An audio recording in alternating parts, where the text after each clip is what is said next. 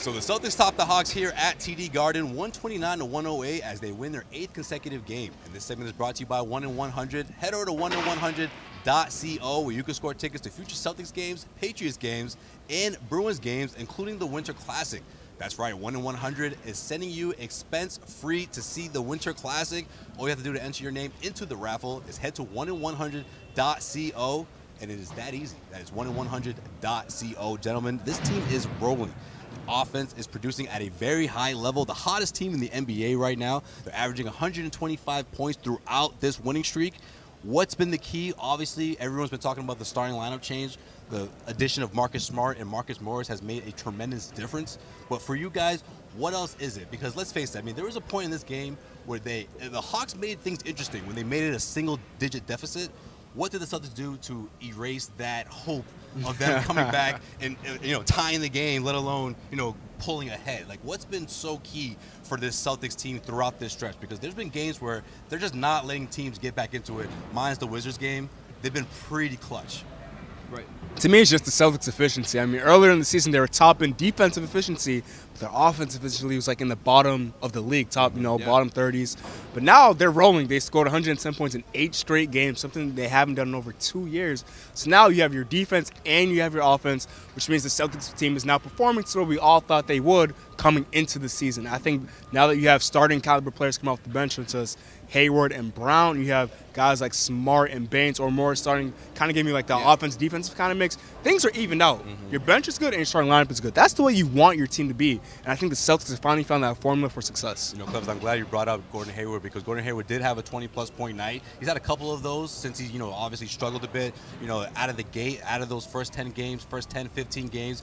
But it seems like he's turning things around. Mateo, what has been the adjustment for his standpoint? Obviously, coming off the bench was an adjustment, but what are you seeing from him that's making him so productive throughout that second unit? I mean, coming back from an injury like that is always tough. You see it, success stories like Paul George all the time. Not all the time, but he's, Gordon Hayward's been sliding perfectly into that bench unit. He's producing at a very high level, and I'm really interested to see how he's going to do moving forward. I think that shows a lot of trust between Brad and Gordon. Just the fact that, we see you're not doing too well, but now we're going to try Marcus there in the starting lineup, and he just produced right away, and he pretty much exploded that one game. I forget who it was that he scored 30-plus on. Minnesota. It was Minnesota. That's so right.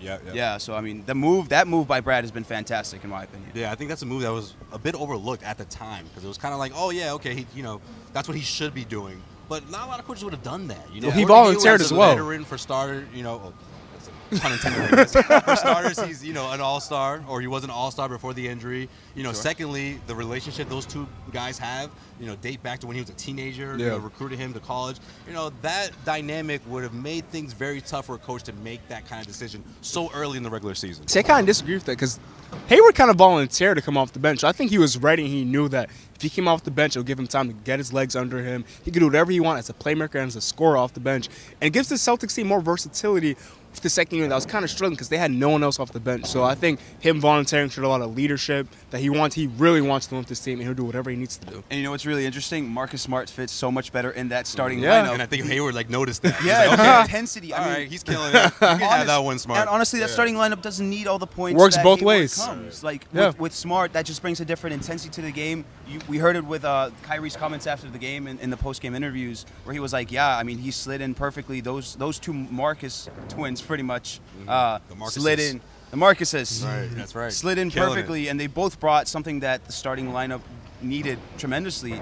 So that is another big move by Brad. So it worked out both ways. Yeah, you talk about Morris, man. This guy is on a roll. Man. Another 20-plus point night, averaging about 25 points throughout this last 3-game stretch, killing it from deep. I mean, he's like a nightmare for these opponents to have to go out there and chase him because the guy's money. And there were some shots where I feel like the Hawks didn't even go out there to even try to defend him. It's just like, all right, you got that, your money, and then you leave him out there wide open. It's automatic at this point. Yeah, he's in an incredible hot stretch. Yeah, to me, Marcus Morris reminds me of that guy that you play with, pick up basketball. He's not scared to shoot. Right. You can be up in his face, he's still going to shoot it. He's not. Yeah, absolutely. I think my thing is that now he starts. You might lose some Sixth Man of the Year consideration, like in the star of the school. But it's bigger. It's bigger than the award. I understand that, but I think he was kind of the favorite Yeah. All right, how about I leave you guys with this? How about a all-star selection for Marcus Morris? We'll just put that in your head for a second, because listen, if he keeps this up, if he keeps going with this for the next couple of weeks, I mean, we're going into January at this point. We'll be what, 5-6 weeks away from the All-Star? Yeah. Oh, we, huh? Oh, you know what I mean. I mean, we cover the Celtics. You know, this is our season 2, Clemens. I honestly don't think it's out of the question. I think if you told me at the beginning of the year Marcus Morris is going to be an All-Star, I'd be like, all right, come on. Relax. But right now, the production he's putting up warrants a look. Does he warrant a spot? Definitely not. But he definitely look like the guy's putting up amazing numbers, and I think you guys can both attest to the fact that he deserves a look at the very least. Nope.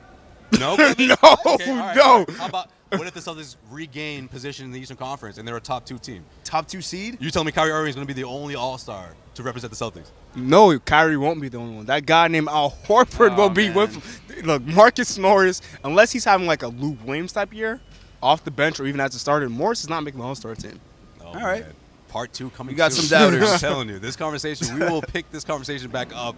But in the meantime, the Celtics are going to be playing in less than 24 hours in Detroit. We'll see if they can extend this winning streak to 9 games, or if it ends in Detroit. We'll see what happens. And in the meantime, we'll see you guys next week here at TD Garden. This has been the Garden Report.